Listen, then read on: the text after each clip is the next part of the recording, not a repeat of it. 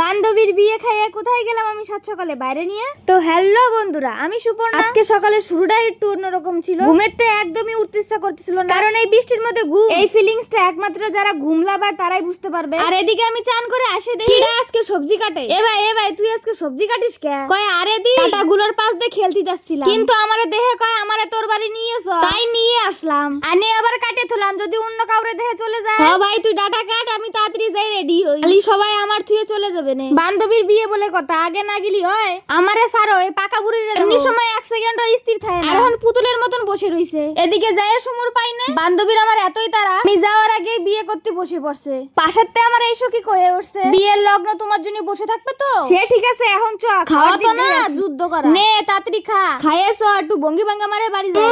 আমার গুল্লি দেহে তোমরা না আবার গুল্লি খেয়ে পড়ে যাও। পরের দিন সকালতেই মারে টাটা করে চার ভাই বোনে মিলে বেরোই পড়লাম পিসি বাড়ির উদ্দেশ্যে। ও তোমরা আবার ভাবতে পারো একটা বাইকে চারজন কেমবা যায় আমাকে মতন এরকম মোটা মোটা মানুষ হলি চারটে কেন, ছয়টাও চলে যাবে। কিন্তু আরে দাদা তুই আমারে কোন জায়গাতে নিয়ে যাস? কই আরে বোন, একটা বাইকে যে চারটে মানুষ যাচ্ছি, পুলিশে ধরলি তো সবকটার পাছা বারো লাল করবে না। ও এই ব্যাপার, আচ্ছা ঠিক আছে। এ দাঁড়া আমার এই জায়গা দুটো ছবি তুলে দে। তিনজনে তিন থাপড় দিয়ে গিটি খান ধরে সোজা পিসি বাড়ি নিয়ে আসলো। যাই সবকিছু পিসিরে কথা আমাকে এনে রাস্তায় নিয়ে যায়, তাই আমি আর পিসি রাস্তায় চলে গেলাম আটটি। ওই শয়তান করার একটা রওয়ানি। তো বন্ধুরা, আমার এই মিনি ব্লগটা তোমাদের কাছে কেমন লাগলো অবশ্যই কিন্তু কমেন্ট করে জানাবা। এখনকার মতন বাই।